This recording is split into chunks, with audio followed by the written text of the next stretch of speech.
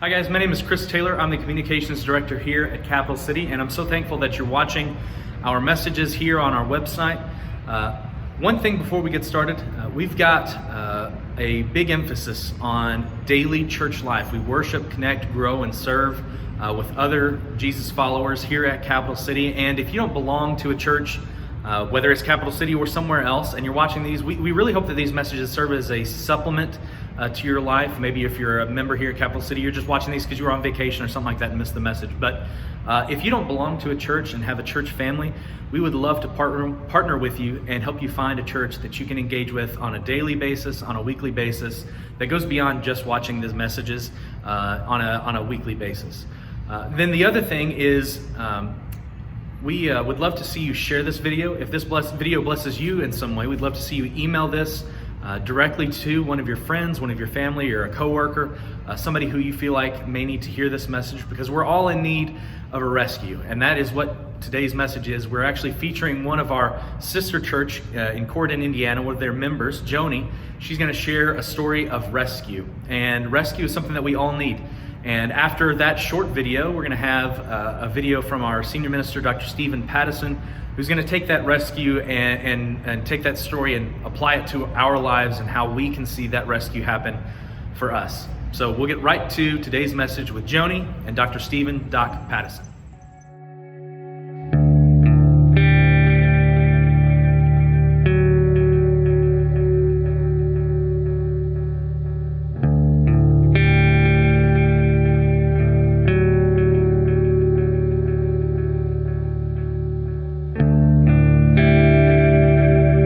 So around here on the farm, we have our fair share of excitement. Situations that may start out as overwhelming actually end up being some of our favorite stories. It's really cool to see, whether it's in the moment or later on, how God will reveal His truths inside those stories. And one of those stories actually happened this past summer.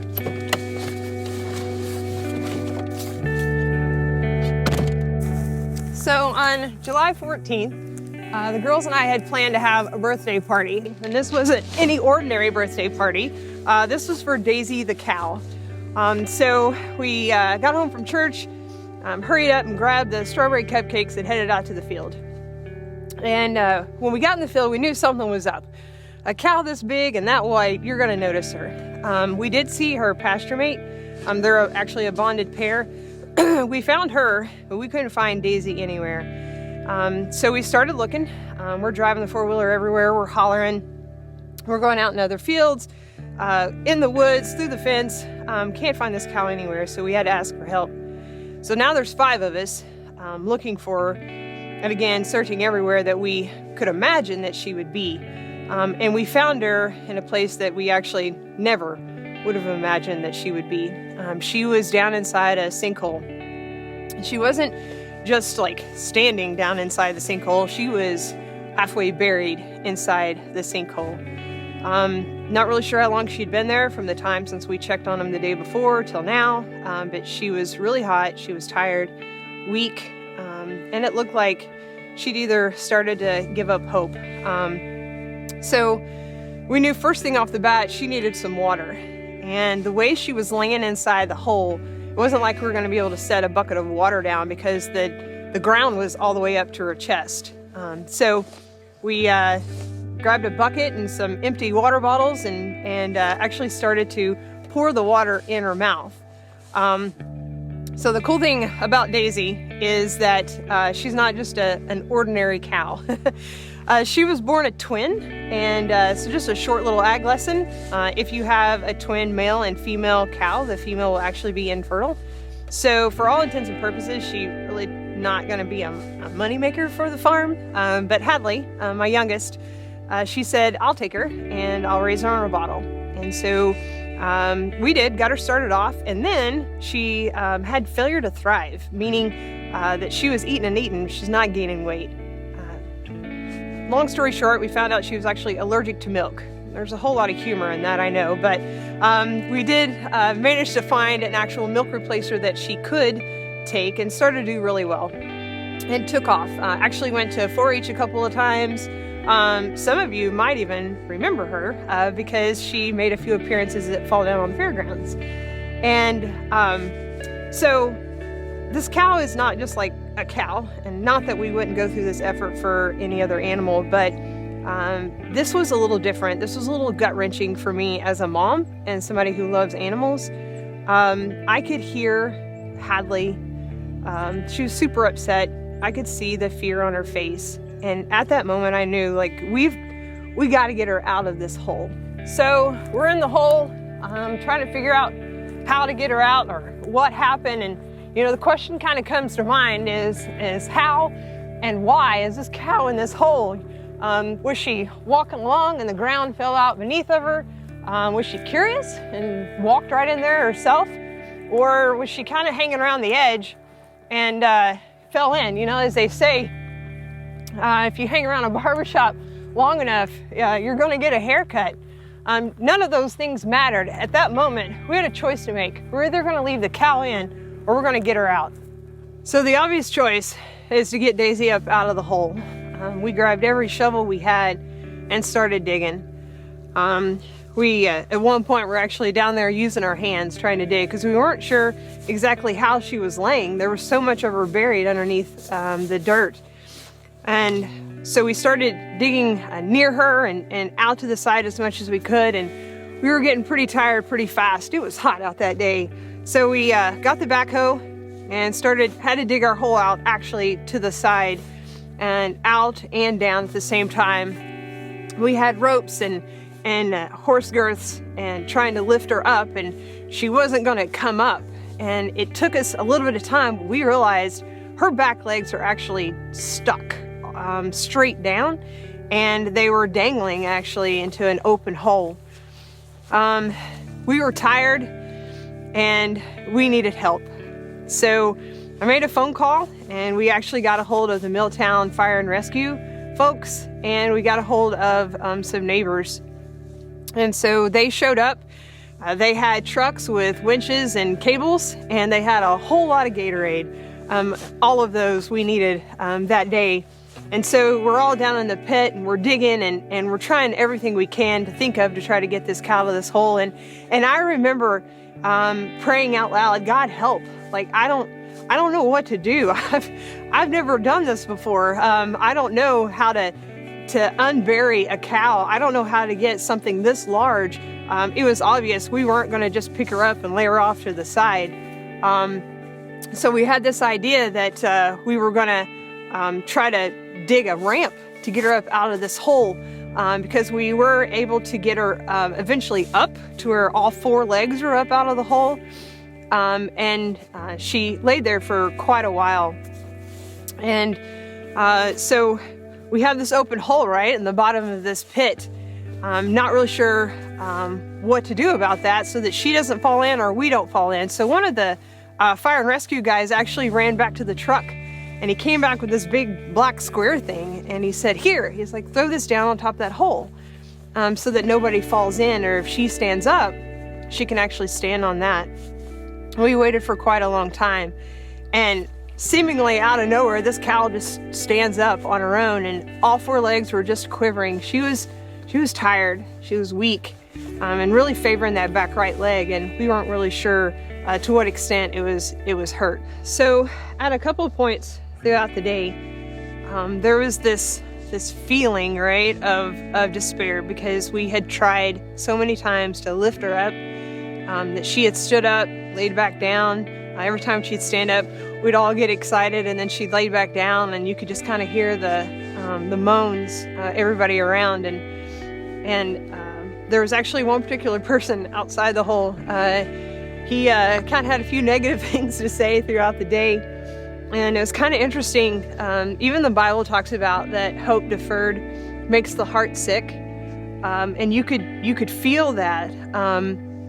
And it's really important to know that if we're ever in a hole, that it's important how you talk when you're inside a pit like that. It's important, your believability, right, of being able to get out of the hole actually directly affects the potential of getting up out of that hole. So the day goes on. Now it's nighttime. A lot of the help has had to leave. They had to get to do other things that, you know, were their responsibilities to tend to. So it was just a couple of us left to get Daisy up out of this hole. And the only way that we're going to get her out, right? So you've seen the size of this cow. It's obviously, we're not going to pick her up, right? The only way to get her up out of this hole is for her to be uncomfortable. And there's so much truth inside of that, that the only way to get out of what we say we want to get out of is to actually be uncomfortable. I had a guy last week actually tell me that, and he was speaking of his addiction. He said, you know, I knew what was going on and I knew what I needed to do. I just couldn't. He needed someone or some way to be uncomfortable to get what it was that he said he wanted to get. So Daisy's standing up, right? And she is standing on that airbag, and she goes to take a step and she can feel the soft dirt, and she immediately steps right back. She knew that it wasn't safe.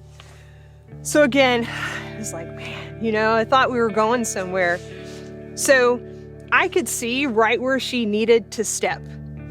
And I knew that if I applied pressure on the left side, that maybe I could get that right foot to step right where I wanted it to step. So she stood there for a little bit and she began to shift back and forth on her back legs, and we started throwing dirt, sticks, rocks, anything we could inside there to give her something solid to stand on. And so I applied some pressure to her left side to get her to step that right foot, and she did. Stepped it right where we needed her to, and when she felt that solid ground, she gave a nice big O step forward. And in front of her was Hadley with the water, and that is what she wanted most. So with a little bit of discomfort from the back and a whole lot of want to in the front to get to that water, she actually made another step forward. And the whole time, Shai and I stayed on the sides holding on to all the ropes, just in case she would happen to go down. We would still have the ropes under her to be able to pick her back up with the backhoe if we needed to. We weren't out of the woods yet. Over a long period of time, not really sure how long it was just a long time, did step by step make her way up out of the hole, up this ramp that we had dug for her. And it's kind of cool because in Proverbs, it actually says that a man's heart plans his ways, but the Lord directs his step. And we did that all the way up out of this hole. So we get her out, and what made my head spin on my shoulders was that she turned to go back down inside that hole. And I'm thinking, what? Right? Cal, we just spent the last 11 hours trying to get you out of this hole, and you want to go right back in. And we all looked, and down in that hole still sat the bucket of water.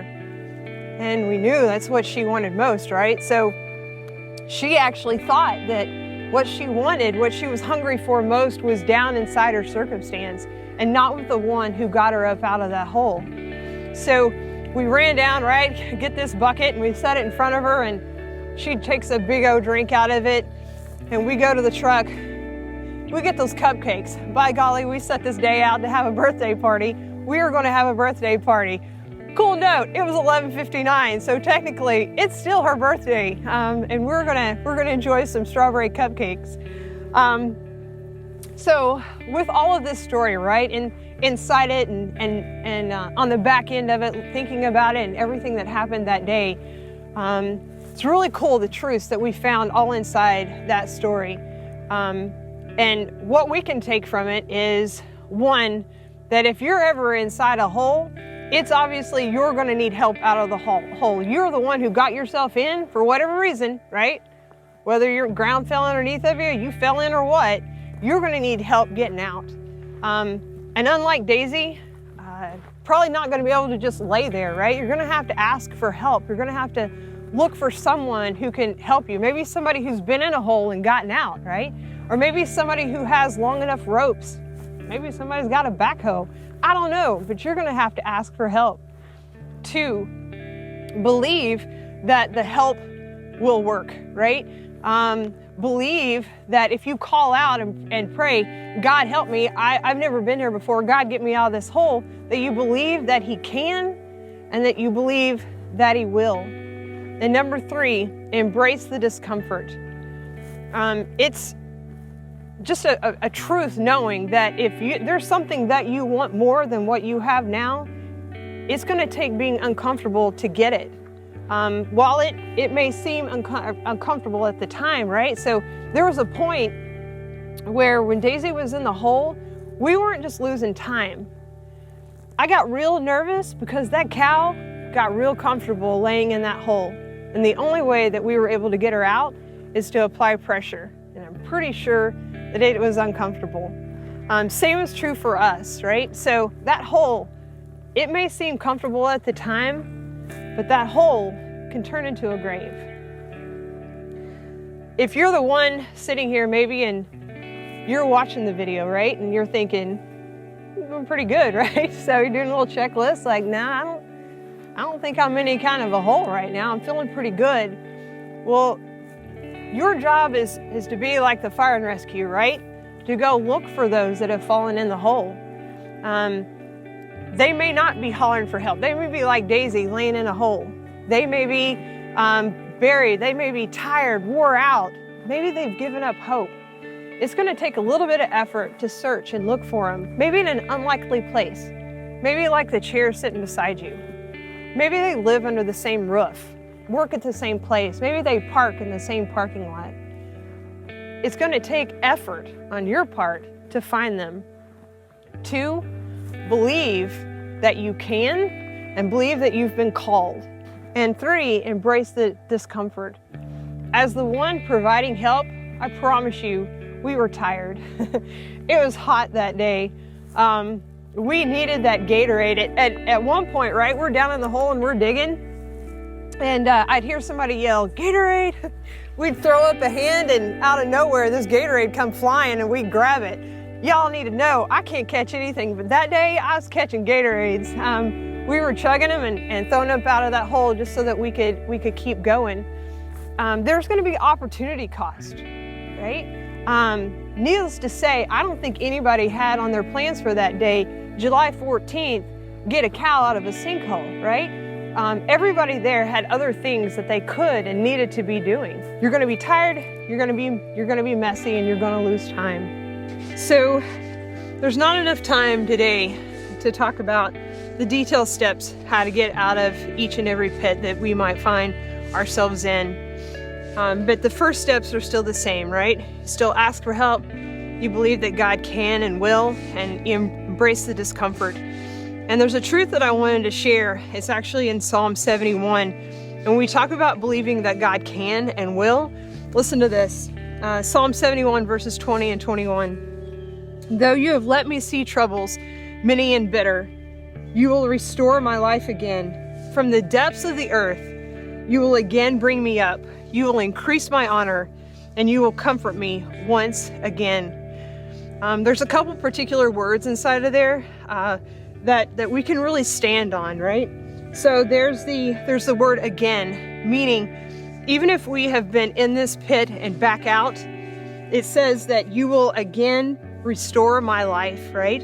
And then there's the other word will, and that's the promise. The promise is that God will restore our life again. He will comfort us once again.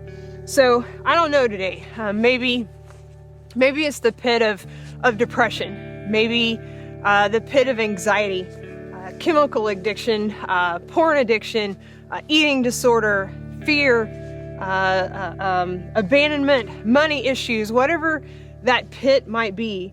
Either way, the choice is still the same. You're either choosing to stay in or get out. If you're the one sitting here and you're not in a pit, you've been set apart, you've been called out, and you have one or two choices. You can stay out or you can get in. And in the process of getting up out of the hole, it's a guarantee that there's going to be a slip, right? So when we're getting Daisy up out of this hill, she slipped a few times coming up. This is not the time that you hit the button, right? And you give up and you say, oh, well, we tried. That's pride talking on either part, whether you're the one doing the climbing or you're the one helping, right? This is the time that you press on. We don't give up. You choose life. You see, the Bible tells us that Jesus came that we might have life and have it to the abundant. I guarantee, I know for a fact that he didn't come and his ministry and then he died and he goes to the crucifixion. He goes to hell and he fights death so that we could live in pits. Pretty confident he said that I have come that you may have life and have it to the full. So when we're in a pit, we have a choice. We either stay in or we get out. And if we do, we have to ask for help. We have to believe that God can and that he will, and we embrace the discomfort. It takes humility to believe it. It creates strength when we do. Listen to Psalm 30 as we close. It says, I will exalt you, O Lord, for you lifted me up out of the depths and did not let my enemies gloat over me. O Lord, my God, I called to you for help and you healed me. O Lord, you brought me up from the grave and you spared me from staying down in the pit. Sing to the Lord, you saints of his, and praise his holy name.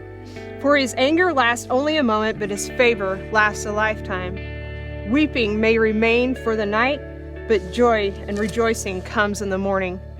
When I felt secure, I said, I will never be shaken. O Lord, you favored me.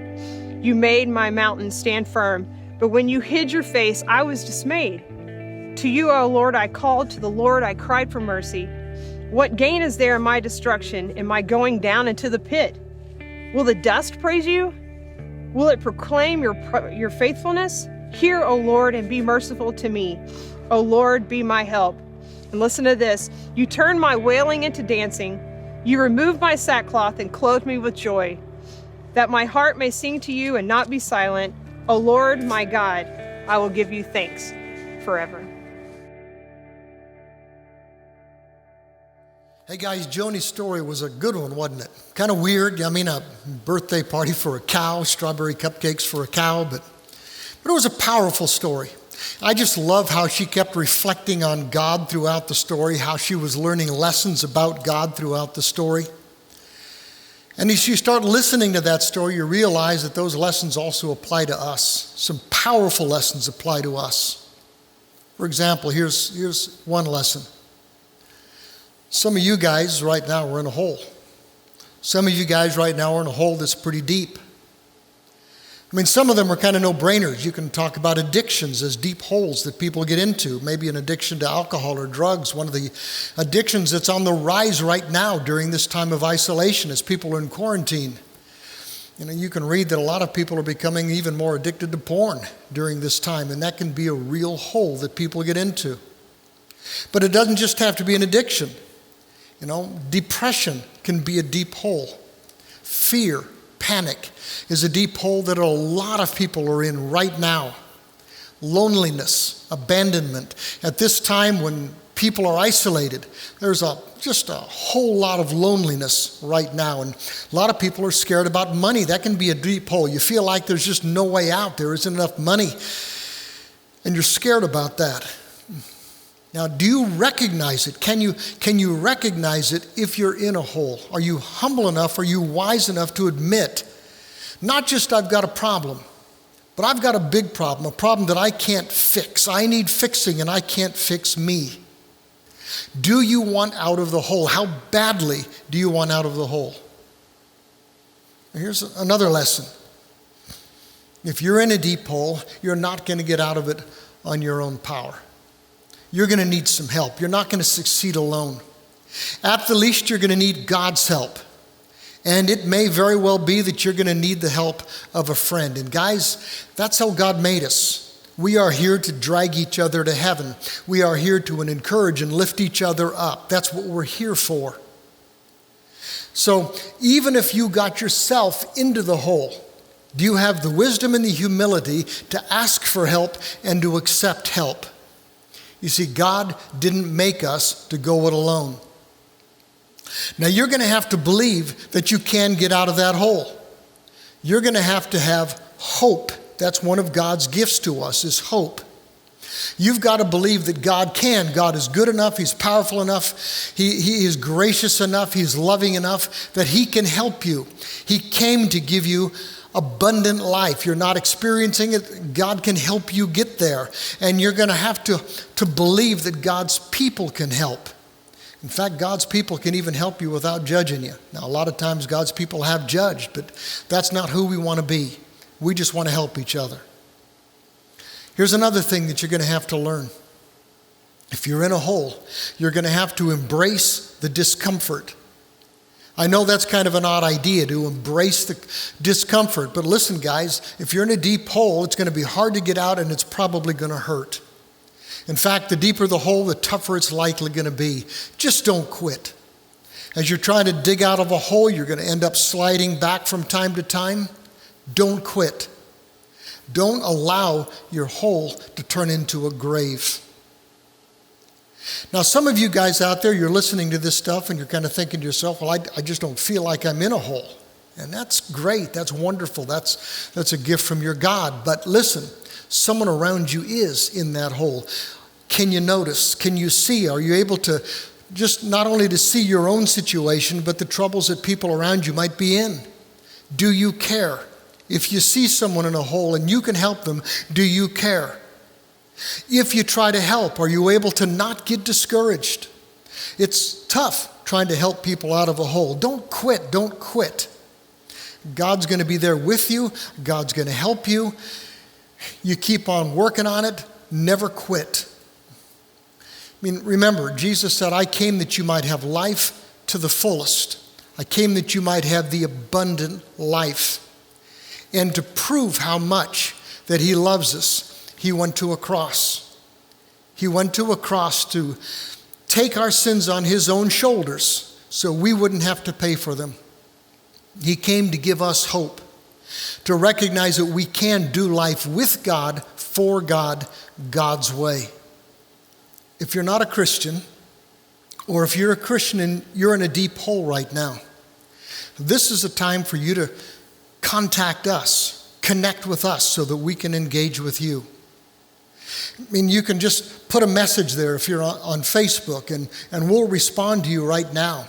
You can email us, you can text us, you can call us. We'll put our phone numbers right there so that you can call us. And we will talk to you right now.